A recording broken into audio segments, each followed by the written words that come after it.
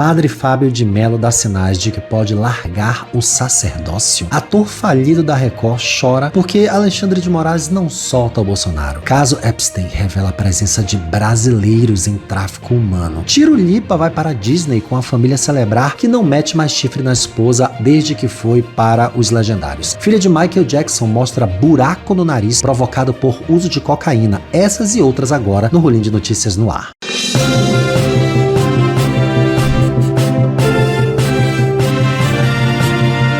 Olá, minhas olhinhas, eu sou Márcio Rolinho, criador e apresentador deste semanal de notícias, e hoje nós não estamos no nosso cenário, nós estamos no Cantinho do João, porque nosso cenário já está em obras. Vocês sabem que eu mudo de cenário todos os anos, então pra gente começar o próximo vídeo do ano que vem, já tá tudo sendo transformado por lá. Segue logo o canal, coloca seu dedinho aqui, porque no domingo a gente requenta as notícias, mas durante a semana inteira tem vídeos todos os dias. E vamos de notícias. Feminicídio. Embora a gente sempre abra o nosso bloco com o bloco político, essa edição vai começar com a trágica morte da Tainara Souza Santos, de 31 anos, que aconteceu na noite dessa quarta-feira, no dia 24. Tainara teve as pernas amputadas após ser atropelada e arrastada na marginal Tietê por um ex-namorado. Ela estava internada no Hospital das Clínicas, na capital paulista, desde o dia 29 de novembro. Tainara havia passado por uma nova cirurgia de amputação na terça-feira 23, necessária para a reconstrução dos seus glúteos. Ela também foi submetida a uma traqueostomia para a retirada do tubo respiratório e também uma cirurgia plástica para a reparação desse tubo. Mas nenhum dos procedimentos foram suficientes para salvar a sua vida. Tainara foi vítima de feminicídio por volta das 6 horas do dia 29 de novembro, depois que deixou um bar no Parque Novo Mundo, na zona norte de São Paulo. O autor Douglas Alves da Silva era um ex-companheiro que está preso. Nós estamos vivendo uma epidemia de feminicídio no país e os números são alarmantes, e as motivações sempre têm base afetiva, ou seja, a não aceitação dos términos, a não submissão da mulher a crenças limitantes. Se você conhece alguma mulher que está sendo vítima de abusos, converse, ajude-a, denuncie o agressor e que a Tainara descanse em paz. Carta ao filho. Agora sim, né? A gente vai começar com os assuntos políticos que fuderam a nossa cabeça essa semana. Em carta divulgada nessa quinta-feira, no dia 25, o ex-presidente Jair Bolsonaro confirmou a indicação do senador Flávio Bolsonaro como o seu pré-candidato à presidência da República nas eleições de 2026. No documento, Bolsonaro afirma ter pagado um preço alto com a própria saúde e família e diz agir para que a vontade popular não seja silenciada. Ele afirma entregar o que há de mais importante na vida de um pai para assumir a missão de resgatar o Brasil. Segundo o ex-presidente, Flávio representaria aí a continuidade de um projeto iniciado antes mesmo de seu mandato no Planalto, defendendo prosperidade, justiça, firmeza e lealdade aos anseios do povo brasileiro. A carta termina com uma bênção religiosa e é datada de Brasília, 25 de dezembro de 2025, assinada pelo Jair Messias Bolsonaro. A gente não sabia nem que ele era capaz de escrever, né? A gente tem o Flávio lendo essa carta para a imprensa, mas eu prefiro ler para vocês. Inclusive, a gente nem imaginava que ele pudesse ter acesso a uma caneta e papel dentro da cadeia. Diz a carta: ao longo da minha vida, eu tenho aí enfrentado duras batalhas, pagando preço alto com a minha saúde e minha família para defender tudo aquilo que eu acredito ser o melhor para o Brasil. Diante desse cenário de injustiça e com o compromisso de não permitir que a vontade popular seja aí silenciada, né? Toma aí a decisão de indicar o Flávio Bolsonaro aí como pré-candidato à presidência da República nas eleições de 2026 aí. Entrego aí o que há de mais importante na vida de um pai, o próprio filho, para a missão de resgatar aí o nosso Brasil. Trata-se de uma decisão consciente, legítima e amparada aí no desejo de preservar a representação daqueles que confiaram em mim, e é na continuidade do caminho da prosperidade que iniciei bem antes de ser presidente, pois acredito que precisamos retomar com responsabilidade e reconstruir o Brasil com justiça, firmeza, lealdade dos anseios do povo brasileiro. Que Deus abençoe aí e o capacite na liderança dessa corrente aí de milhões de brasileiros aí, que honra aí a Deus, a pátria, a família e a liberdade. Essa foi a carta do Bolsonaro que vocês viram aí nos seus garranchos mal escritos. Banco Master. Bem, a gente precisa falar desse caso do ministro do STF, o Alexandre de Moraes, e do Banco Master, que tomou os noticiários aí essa semana. É o seguinte, o ministro teria telefonado 6 vezes ao presidente do Banco Central, que é o Gabriel Galípolo, para saber sobre o andamento da operação de compra do Master, que decretou falência, né, que teve todo esse problema, pelo Banco de Brasília, que é o BRB. Essa informação é do Jornal do Estado de São Paulo. De acordo com o jornal, o Moraes conversou diversas vezes com o Galípolo sobre o assunto da venda do banco, sendo uma delas presencialmente. Moraes nega ter telefonado para Galípolo. A mulher de Moraes, Viviane de Moraes, teria fechado um contrato de 129 milhões de reais para representar o Master em Brasília, inclusive junto ao Banco Central. Ela é a advogada deles. Em 3 notas diferentes, Moraes negou que tenha tratado do Banco Master nas conversas com o Galípolo. Nas 2 primeiras, o ministro fala de forma genérica em reuniões com o presidente do Banco Central. Na última nota, divulgada na noite dessa terça-feira do dia 23, após a publicação da reportagem do Estado de São Paulo sobre os telefonemas de Moraes a Galípolo, o ministro afirmou que a primeira reunião ocorreu no dia 14 de agosto, após a aplicação da Lei Magnitsky contra ele, e que a segunda conversa aconteceu em 30 de setembro, após a sua esposa Viviane também ter sido sancionada pela mesma lei. Ambos os encontros teriam ocorrido no gabinete do ministro, que disse o seguinte: em todas as reuniões foram tratados exclusivamente assuntos específicos sobre as graves consequências da aplicação da referida lei, em especial a possibilidade de manutenção de movimentação bancária, contas correntes, cartões de crédito e débito. Em nota, o magistrado afirma ainda que o escritório de advocacia da sua esposa jamais atuou na operação da aquisição do BRB Master perante o Banco Central e que também conversou sobre a Lei Magnitsky com a presidente do Banco do Brasil, que é a Tarciana Medeiros, o presidente da Febraban, que é o Isaac Sidney, e executivos do BTG, Santander e Itaú. O Banco Central confirmou a versão do ministro em comunicado próprio. Nenhuma das notas menciona o Banco Master.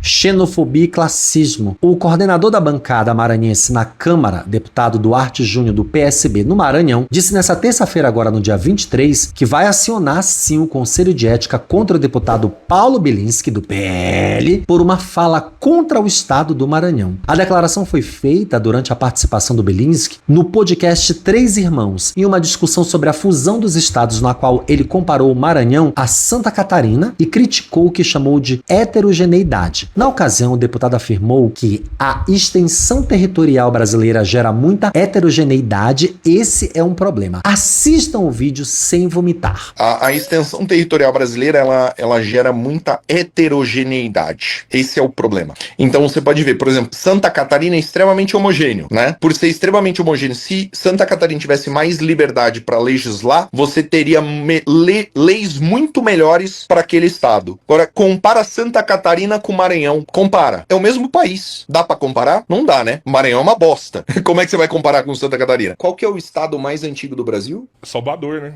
Bahia. Bahia, desculpa. Bahia. Tá, exato. Santa Catarina é de quando? É mais recente, né? Uhum. Então, tem outros elementos aí, né? Me fala aí, eu quero ouvir sua análise aí. Não. Aqui cada um tira a sua conclusão. Tá, mas o que o Cabeleira fala sobre países... A Bahia é um estado muito antigo e esse é o problema da violência da Bahia? Não, o problema da Bahia é que é um estado historicamente de esquerda.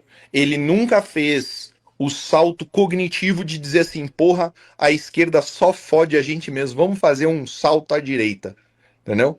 Ou a gente aumenta as atribuições dos estados, diminui as atribuições da União, ou você vai continuar tendo um Brasil em que o Sul e o Sudeste sustentam o Norte e o Nordeste ad eterno. Em nota enviada à imprensa, Duarte afirmou ainda que notificará o presidente da Câmara, o Hugo Mota, que é do Republicanos, tá? Sobre as declarações do Bilinski. Para piorar, logo depois, ele retorna em outro podcast para dizer que pobre não deveria votar. Sendo que a premissa dele é que quem recebe dinheiro do governo não deveria ter direito a voto. Mas vejam, milionários, bilionários recebem dinheiro constantemente do governo a rodo. Assistam de novo, sem vomitar. Eu acho que quem recebe dinheiro do governo não tem liberdade para votar, não poderia votar. Isso é inconstitucional, né?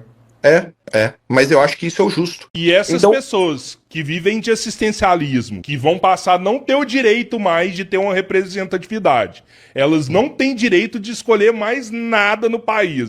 Os outros que têm dinheiro, que não estão precisam, sustentando elas, esses vão decidir a vida delas. Vai decidir a vida delas depois. Vai exatamente fazer as políticas pra ela. Exato. Vai falar assim, ó, a partir de hoje a gente vai pagar metade, a gente vai pagar 10%. É isso aí. Ó, a partir de hoje você não vai ter direito a uma casa ali, você vai morar numa colônia ali com 5 pessoas, você vai porque pra favela. Não, aqui, você quer ter direito, você quer escolher o futuro da nação, você tem que contribuir. Se você quer viver do dinheiro dos outros, você não tem direito de escolher o futuro da nação. Você não é livre para escolher o futuro da nação. Você é um escravo do Estado. Ô, Bilinski, eu vou te falar assim, ó, na moral, cara, eu boto fé que esse discurso, ele mais afasta as pessoas de você do que aproxima, sabe? Mas eu vou te falar que vários eleitores seus não concordam com essa opinião mais, sabe? E eu gostaria de ouvir, assim, de você como um deputado, coisas diferentes, assim, ó, vamos pegar essa galera que tá no assistencialismo e vamos desenvolver a vida delas aí, vamos... Qual que é a proposta do Lula? Ele teve 3 anos de governo. O que ele fez? Ele só aumentou o assistencialismo. Ele tirou dinheiro do seu bolso para comprar gás pro pobre. Operação Soluço. Como todos sabemos, o presidiário Jair Messias Bolsonaro fez uma cirurgia essa semana. Ele conseguiu uma liminar para liberação em função de seu tratamento, que ele disse que é por conta de uma facada fake. A ex-primeira-dama Michele Bolsonaro se manifestou após o fim da cirurgia de Jair Bolsonaro, realizada nessa quinta-feira, agora no dia 25, dia do Natal, no Hospital DF Star em Brasília. O presidiário foi internado nessa quarta-feira, no dia 24, véspera de Natal, para a realização do procedimento de correção de 2 hérnias inguinais, disse a assassina de carpas e ladra de joias. Cirurgia finalizada com sucesso, sem intercorrências. Agora é aguardar o retorno da anestesia. A cirurgia do presidiário começou por volta das 9 da manhã e foi realizada pelo médico Carlos Birolini, também responsável por outras cirurgias do Bolsonaro. O ex-mandatário foi operado um dia após ter sido autorizado a deixar a superintendência da Polícia Federal, onde cumpre pena após ter sido condenado pelo Supremo Tribunal Federal a 27 anos e 3 meses de prisão por tentativa de golpe de Estado e vários outros crimes. Desejamos saúde para permanecer preso. Diva trampista. Pois é, a rapper Nicki Minaj surpreendeu os fãs a aparecer de surpresa em um evento organizado por ultraconservadores dos Estados Unidos. A rapper subiu ao palco do America Fest neste domingo, no dia 21, e reafirmou um posicionamento político republicano, reforçando o apoio ao governo Donald Trump. Durante esse encontro, Nicki Minaj fez elogios públicos a Trump e ao vice-presidente dos Estados Unidos, o J.D. Vance. No evento, que ela entra conversando com a Erica Kirk, que é a viúva do supremacista branco, racista, nazista, homofóbico e xenofóbico Charlie Kirk, que já foi de base, ela reitera um tweet transfóbico. Assistam. One more. Why not? Imagine being the guy running on wanting to see trans kids. Haha, not even a trans adult would run on that. Normal adults wake up and think they want to see healthy, safe, happy kids. Not Gav, the Gav-Nots. Gav, not in, Gav out. Send in the next guy, I'm bored. Ela também afirmou que nunca mais será silenciada e que falará em nome dos cristãos, disse ela, não importa onde estejam no mundo. A postura chamou a atenção porque em outros momentos da carreira, a rapper já demonstrou apoios políticos democratas. Enfim, triste morte para Nicki Minaj, Mariah Carey sempre teve razão.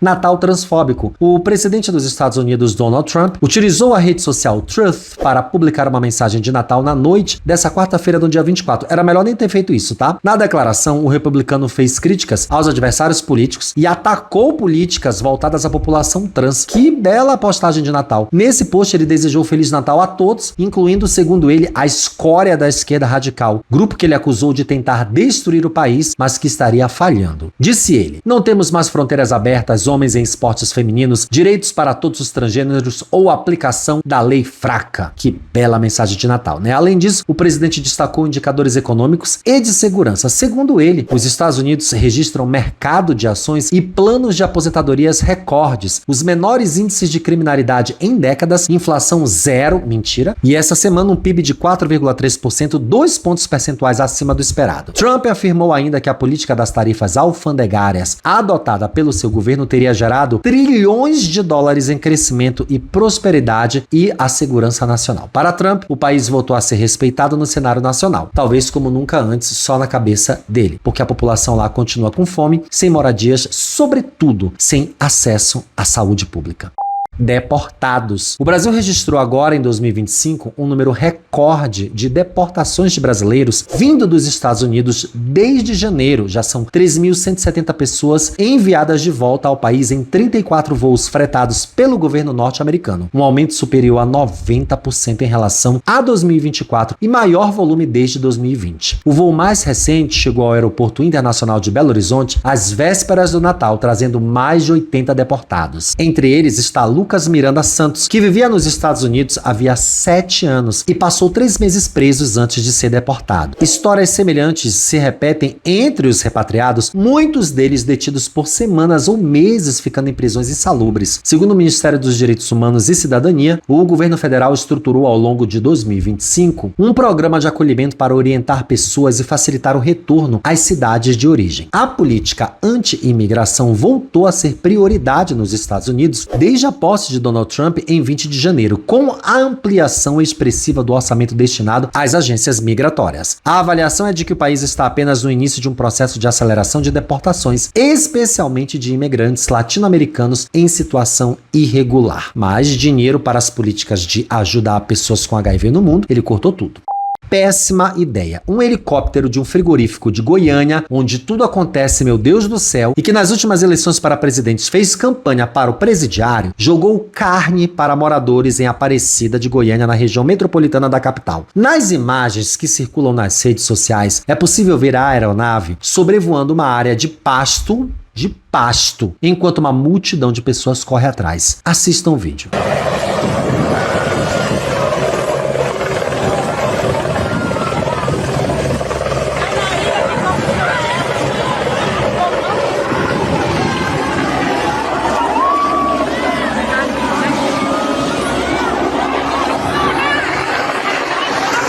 A ação foi promovida pelo empresário Leandro Batista de Nóbrega, proprietário do frigorífico Goiás. E a esposa dele também estava no helicóptero, tá? Isso aconteceu no dia 24, véspera de Natal. Nas redes sociais, ele publicou um vídeo da distribuição de carnes e escreveu: Natal Solidário 2025. As imagens publicadas pelo estabelecimento mostram o helicóptero pousado, enquanto pessoas das regiões periféricas estão reunidas e as crianças seguram kits churrascos. Uma testemunha relatou que o frigorífico tentou organizar uma fila no local para entregar os kits e que a polícia militar esteve no local para tentar ajudar. Mas o idiota resolveu levantar voo e fazer essa pataquada porque ele achou que seria mais interessante. Assim seria melhor humilhar as pessoas.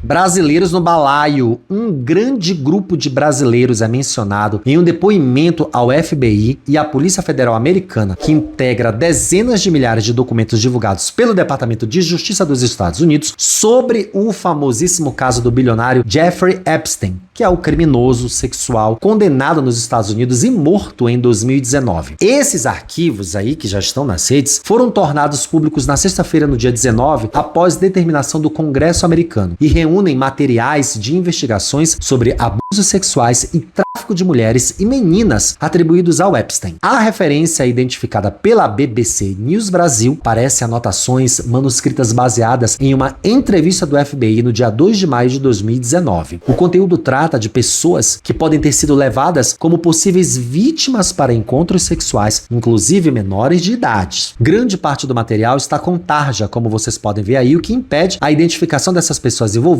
ou a compreensão integral do contexto. O arquivo arquivo leva ao título de Entrevista de Informação Tarjada. A seguir, no campo da descrição, é possível ler notas originais da entrevista de Informação Tarjada também. Fotos fornecidas por Informação Tarjada. Amigos de amigos, Informação Tarjada. São nomes de brasileiros, né? Um grande grupo de brasileiros, diz o texto da entrevista anotado à mão. Os registros fazem parte de um conjunto maior de milhares e milhares de arquivos que incluem fotos, vídeos e documentos da investigação reunidos por autoridades americanas ao longo de anos. Será que um dia a gente vai saber quem são essas pessoas? O choro é livre. O ator André Bancoff, sei quem é, teceu críticas ao presidente Luiz Inácio Lula da Silva, ao Congresso Nacional e ao Supremo Tribunal Federal. Quem é essa pessoa, gente? Trabalha na Record? Em vídeo postado neste domingo agora, ele alega que o governo petista não esconde o roubo porque o medo venceu a indignação. Na publicação, Bancoff cita escândalos como mensalão e fraude do Instituto Nacional de Seguridade Social, que é a fraude do INSS. Assistam um trecho. 8 trilhões movimentados pelo maior esquema de corrupção do mundo. Isso dá 53 mil mensalões e 191 petrolões. Isso são números comprovados pela própria Polícia Federal. Agora, Lula 3, ele indica o careca do INSS e causa um estrago violento na vida de quem trabalhou a vida inteira. 90 bilhões desviados dos aposentados. E esse mesmo careca do INSS paga pro Lulinha, filho do Lula, 300 mil por mês de mesada para viver na Espanha com dinheiro roubado dos idosos. Isso não te revolta, não? Estão esfregando na nossa cara que somos frouxos e que eles fazem o que querem com o nosso país. Os ministros do STF são citados diariamente em reportagens de investigações da Polícia Federal por encontros, viagens e eventos bancados por empresários e banqueiros corruptos que estão sendo investigados. Isso destruiu a justiça brasileira. Essa não é a primeira vez que o dublê de ator de novela bíblica aparece em vídeo para chorar. Ele apareceu quando o presidiário foi preso, adora essa redundância, onde ele surgiu com os olhos lacrimejando, dizendo que escolheram logo o dia 22 para prender o grande ex-presidente da República. Chora, gado. Chora que o choro é livre. Serial estuprador. Nem sabia que isso existia. Nessa terça-feira, agora no dia 23, em Brasília, a polícia detalhou as investigações sobre o líder religioso preso por suspeita de abusar sexualmente de adolescentes em uma igreja no Guarujá 2 e afirmou que o caso tem características de atuação em série, com vítimas diferentes ao longo de anos. Em coletiva à imprensa, o delegado Herbert Leda, responsável pelo inquérito, disse que as circunstâncias dos crimes levam a classificar o investigado Gabriel de Sá Campos, de 30 anos, como um serial estuprador. Segundo ele, há registro de mais de 4 episódios de estupro de vulnerável sobre a apuração. Disse o delegado, pelo fato dele ter cometido mais de 4 estupros de vulnerável, ele já é considerado um serial estuprador.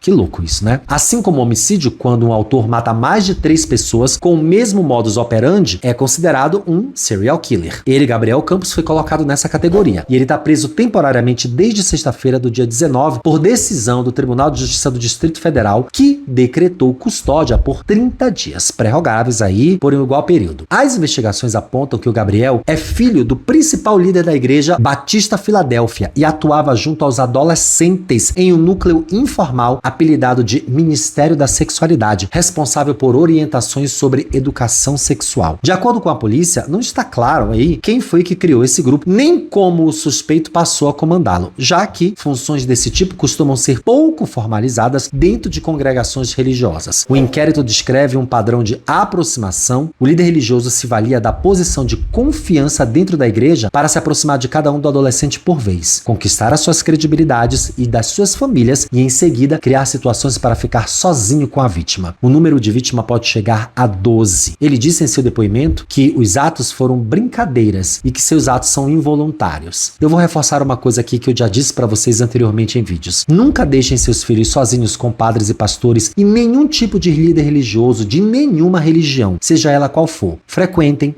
tenham fé, exerçam sua fé nos locais onde vocês quiserem, mas jamais deixem seus filhos sozinhos com líderes religiosos.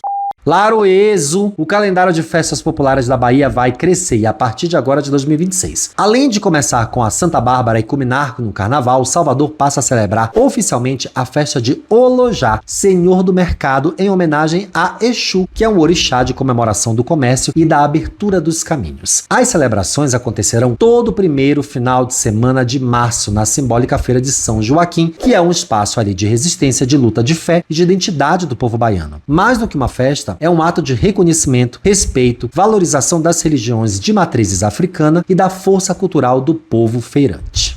Ela amadureceu. Lembram da mini pastora Vitória de Deus, que fazia pregações na internet, nas ruas, na Avenida Paulista, que virou meme de todas as formas, com suas falas enraivecidas e muitas delas homofóbicas? Então, ela cresceu, amadureceu e se arrependeu, pois é. Em entrevista a um podcast, ela fala sobre os memes e sobre as falas problemáticas. Assistam. Falas desnecessárias que eu tive quando era criança e essa homofobia que eu tinha. Mas eu posso dizer pra vocês que não era algo meu. Até porque, quando a gente é criança, a gente fala o que a gente ouve em casa. Nunca é nós.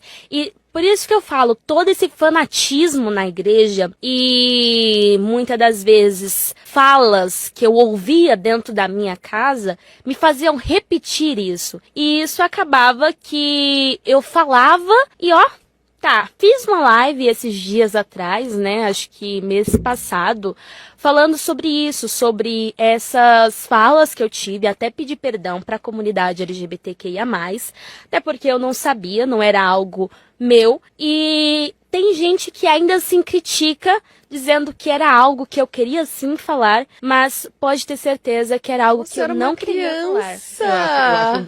Briga de família. O clima de paz de fim de ano na família Galhaço ganhou um empurrãozinho da inteligência artificial e de uma boa dose de ironia. Tiago Galhaço, que é bolsonarista ferrenho, usou o Instagram para provocar o irmão Bruno Galhaço, que é de esquerda, ao compartilhar uma imagem gerada por IA em que os dois aparecem juntos. A postagem faz referência à polêmica recente envolvendo a campanha de fim de ano das Havaianas, estrelada por Fernanda Torres. No vídeo publicitário, como a gente já sabe, a atriz afirma que não quer que a gente comece o ano com o pé direito, frase popular que acabou sendo interpretada erroneamente por políticos e influenciadores aliados à direita, porque eles são imbecis mesmo, e como se fosse uma campanha de cunho político, um símbolo ao ano pré-eleitoral. Aproveitando o debate que tomou as redes sociais, o Tiago ironizou a situação e a própria relação familiar. Ele botou na legenda: paz na família Galhaço neste último Natal, antes das eleições de 2026, fiz minha parte, uma Ipanema para ele. Escreveu aí com referência à marca concorrente das Havaianas. Tiago e Bruno romperam as relações durante as eleições de 2018, quando Jair Bolsonaro foi eleito presidente. À época, Bruno acusou o irmão de apoiar um regime autoritário. O Tiago é declaradamente homofóbico e transfóbico.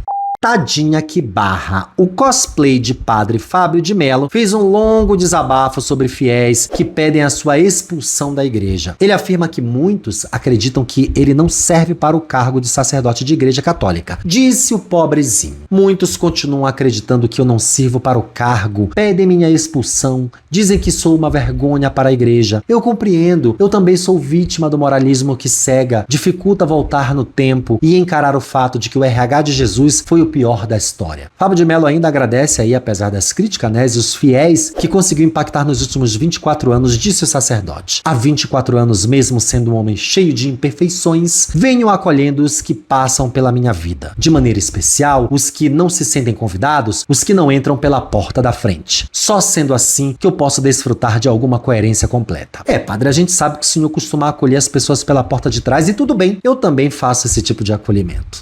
Buraco no nariz. Paris Jackson, filha de Michael Jackson, revelou que enfrenta uma perfuração no septo nasal causada pelo uso de drogas durante a juventude. A cantora e atriz, hoje com 27 anos, está sóbria há 6 anos e compartilhou o relato em um vídeo publicado no TikTok. Olha que beleza. Ela contou que o ferimento causa um assobio ao respirar e mostrou o orifício com a ajuda de uma lanterna. Assistam.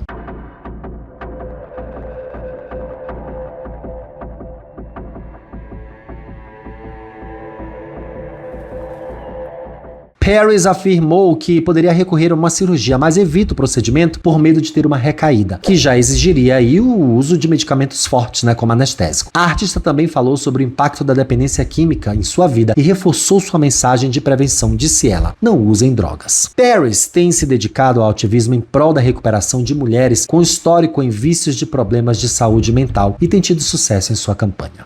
The End of an Era. 2 anos após o trágico episódio da morte da jovem Ana Clara Benevides no show da The Eras Tour no Rio de Janeiro, Taylor Swift lançou uma série documental sobre essa sua turnê no Disney Plus, que se chama The End of an Era. Porém, não há nenhuma menção ao caso, o que levantou rumores de que a família da fã, que faleceu em novembro de 2023, teria pedido à equipe da cantora para não relembrar o ocorrido. A bióloga Danielle Menin, amiga de Ana Clara, que esteve com ela no dia do show, negou essa teoria aí essa semana. Disse ela: "Eu queria deixar claro que isso não é verdadeiro, que em nenhum momento a equipe entrou em contato com a família em relação a adicionar o acontecido, nada sobre a Ana entraria no documentário", alegando aí que a família da jovem não teve mais nenhum tipo de interação com a equipe da Taylor Swift após o último show da turnê no Brasil, que também ocorreu em novembro de 2023. Família feliz. Tiro Lipa usou as redes sociais para celebrar uma viagem em família para Orlando, nos Estados Unidos, claro. A nova publicação surge meses depois de uma polêmica traição que foi exposta e perdoada pela esposa dele, a Stefania Lemos. O humorista publicou fotos ao lado da amada e agradeceu pelo perdão recebido. Disse ele: "Juntos somos mais felizes, sonhamos juntos, acreditamos juntos e realizamos juntos. Obrigado, Papai do Céu, por não desistir de mim e da minha família. O que ele começou, continua fazendo. Eu e minha família serviremos ao Senhor e que todo mal bata por retirada em nome de Jesus." Bom, o caso de traição aconteceu em agosto, quando vazaram aqueles áudios que nós passamos aqui, mostrando aí que Tiro Lipa tinha um caso com a filha do assessor dele. Na conversa, o humorista demonstrava vontade de ter uma relação extraconjugal. Daí ele foi pro Legendários, virou crente e o resto é história. Investigado. Falando em padre, né? O padre Marcelo Rossi, um dos sacerdotes católicos mais conhecidos e mais ricos do Brasil, foi alvo de uma investigação do Vaticano que durou cerca de 10 anos. A apuração conduzida pela Congregação para a Doutrina da Fé, órgão da Santa Fé responsável por zelar pela ortodoxia doutrinária e que na época era chefiada pelo Joseph Ratzinger, futuro Papa Bento XVI, começou no final da década de 1990 e se estendeu a aproximadamente até 2009. A investigação teve origem em uma denúncia feito por outro religioso brasileiro que acusou Marcelo Rossi de promover um culto ao personalismo, exibicionismo exagerado na televisão e de desvirtuar práticas litúrgicas tradicionais, inclusive transformando a missa em algo mais próximo de espetáculo do que de celebração religiosa. Parece que o padre Fábio de Mello também passa pela mesma investigação.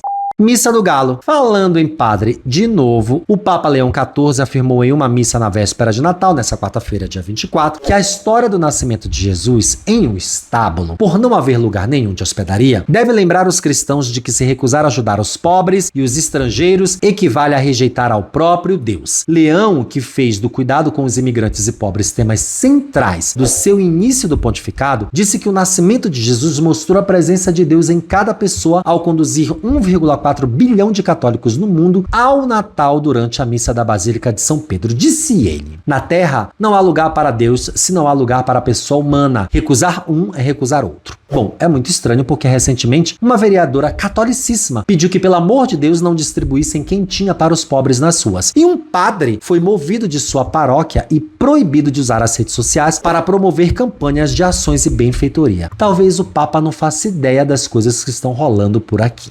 O benfeitor. Falando em padre mais uma vez, mas agora um padre de verdade, o sheik muçulmano Rodrigo Jalu transmitiu nas redes sociais a missa de Natal do padre Júlio Lancelotti, que foi alvo de um veto da Igreja Católica. Em dezembro, o padre foi proibido de compartilhar missas ao vivo após determinação do cardeal do arcebispo Dom Odílio Scherer, da Arquidiocese de São Paulo. Padre Júlio fica. "Ninguém pode banir que a palavra de Deus seja propagada", escreveu o sheik na postagem dessa quinta-feira do dia 25. Ao Metrópolis, o líder muçulmano defendeu que os conflitos internos da igreja sejam resolvidos dentro da própria instituição. O religioso também ressaltou que não comemora o Natal e a missa não faz parte dos ritos religiosos do islamismo. Segundo Jalu, ele decidiu transmitir a cerimônia ali do padre Júlio Lancelotti como um ato de fraternidade e irmandade entre as religiões. Após a missa realizada por volta de 7h40 da manhã, Jalu e Lancelotti promoveram um café da manhã para cerca de 400 pessoas em situação de rua no Centro Comunitário de Santa Dulce dos Pobres, na Moca, localizado ali na Moca, zona leste de São Paulo. Disse ele: "Levei bastante coisa", o padre também complementou, "e nós entregamos o café da manhã." É isso. É ser padre. Não é sobre estar no palco, sobre fazer dancinhas, sobre cantar música sertaneja com calça apertada, sobre vender discos, terço bizantino e morar em casas milionárias. Bem, eu quero terminar essa edição do último Rolinho de Notícias do ano com uma linda imagem do Centro Histórico de Salvador, que foi palco de um desfile emocionante que celebrou a diversidade e a representatividade. Um Papai Noel negro, com referências à cultura afro-brasileira, e a presença simbólica de um preto velho marcaram a abertura do Natal na capital este ano de 2025. Uma festa que acolhe e mostra que tradição também é inclusão, memória e respeito, sincretismo e muita beleza e talento dos artistas, mas sobretudo que a época é de união para quem é de Natal e para quem não é, tudo bem também. Aqui a gente gosta de inclusão e por isso eu escolhi essa imagem para encerrar o nosso jornal. Muito obrigado para todo mundo que chegou até aqui, esse último jornalzinho do ano. Ano que vem a gente já vem com um cenário muito legal, muito lindo que eu tô preparando para vocês. Fiquem com as imagens desse Natal maravilhoso e até o próximo. Tchau!